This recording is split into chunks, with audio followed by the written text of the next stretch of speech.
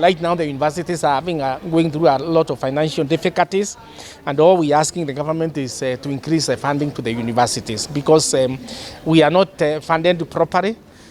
We have gone what you call DUC, differentiated unit cost, which the government is supposed to fund at 80%, but when you see what the government is funding currently, like this year we are told they are only funding about 30% or that 1%, so then you realize that is too, that percentage is too small, and therefore if then we have to give the quality education and quality services that we require, then the government has to increase the funding. Of course, we would have done better if we had Mondi 2 students, because then we will be able to attract students who are able to pay slightly more. But then that is not there, because everybody who gets a C+ now, because of the 100% transition, which is a government policy, then becomes a government-sponsored student. So we don't have any student out there that will come and join and become self-paying students.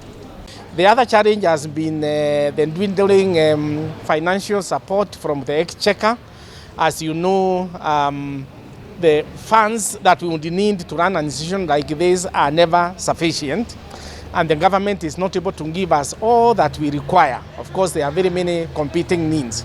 But however, what has been of greatest challenge is the fact that where we would draw our money from, what we call the self-sponsored programs, or the parallel programs, or the Mondi 2 programs, those ceased about 4 years ago. And actually the last batch of the students have just graduated 2 weeks ago.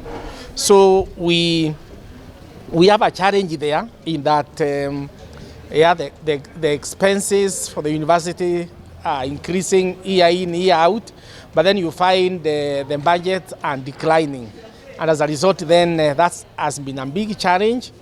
And what we've done is, of course, we've continued to ask the government then to increase the funding to the universities. But even as we do that, we have also tried other methods to ensure that, or other ways to ensure that the university remains afloat. And these are what we call downstream income, or methods of raising funds. And one of those is, for example, competitive grant writing. So then we are able to bring a little bit more funds to the university through research grants. We have also started income generating activities. Like, for example, we are making things like yogurt, things like sanitizers, things like detergents. We also have a farm that is very good, and we are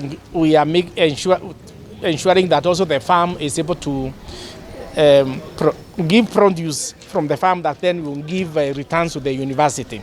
So there are many ways that we are trying to do this, and of course trying to attract as many students as we can that are self-paying, and especially the postgraduate students that are currently paying for themselves.